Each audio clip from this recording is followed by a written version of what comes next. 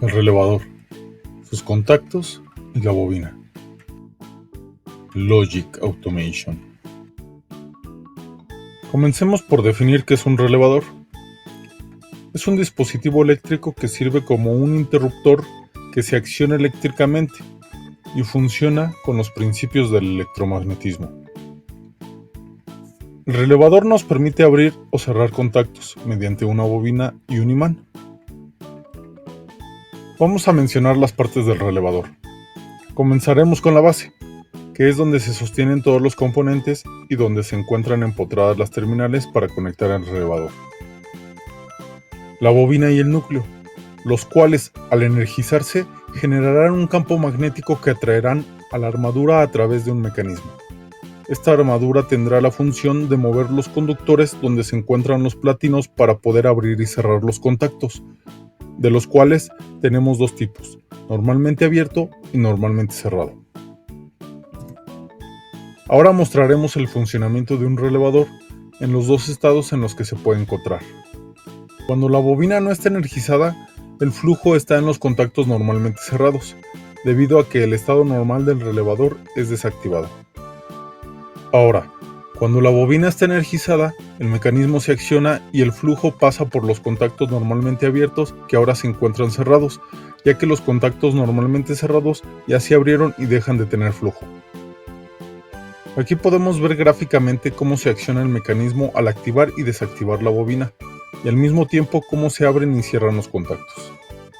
Por ejemplo, si conectamos la bobina a la fuente a través de un botón pulsador para controlar el encendido, y a su vez se conecta un foco a través de un contacto normalmente abierto y otro foco a través de un contacto normalmente cerrado del relevador, se puede apreciar que el foco que se encuentra conectado en el contacto normalmente cerrado se encenderá mientras el relevador esté desactivado, y el foco conectado en el contacto normalmente abierto permanecerá apagado.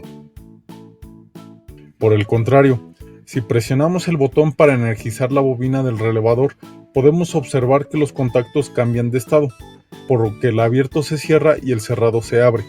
Asimismo, el foco que estaba encendido se apaga y el que estaba apagado se enciende.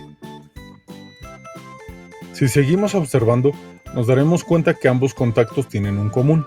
A este conjunto le llamaremos contacto conmutado.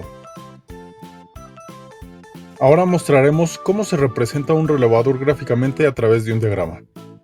Para ello utilizaremos como ejemplo un relevador de dos contactos conmutados. Pintaremos la base del relevador para mostrar cómo se encuentran acomodadas las terminales. Iniciemos con el A1 y el A2, que son las terminales para alimentar la bobina. Para el primer contacto tendremos el 11, el 12 y el 14, donde la terminal 11 es el común. La terminal 12 es el contacto normalmente cerrado y el 14 es el contacto normalmente abierto.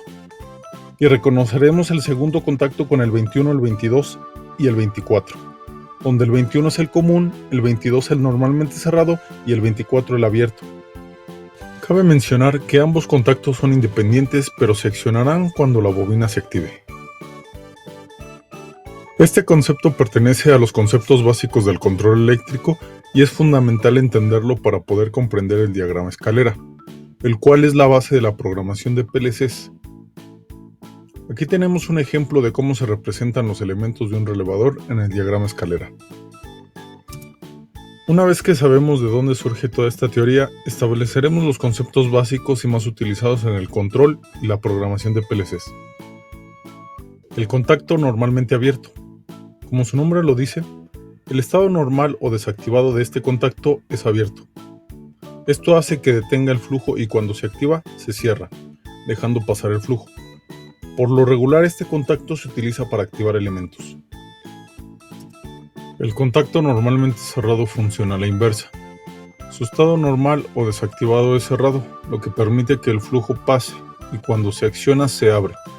Esto detiene el flujo, por lo que habitualmente se utiliza para desactivar elementos. Y finalmente la bobina, que es el elemento que se debe accionar, y para poder activarla, vamos a imaginar cómo se hace con una lámpara, que requiere de positivo y negativo en caso de corriente directa o línea y neutro en caso de corriente alterna. La bobina representa el accionamiento de los elementos físicos. además de controlar el accionamiento de los contactos debido al funcionamiento del relevador. Esto dependerá del elemento al que se encuentre direccionado o referenciado.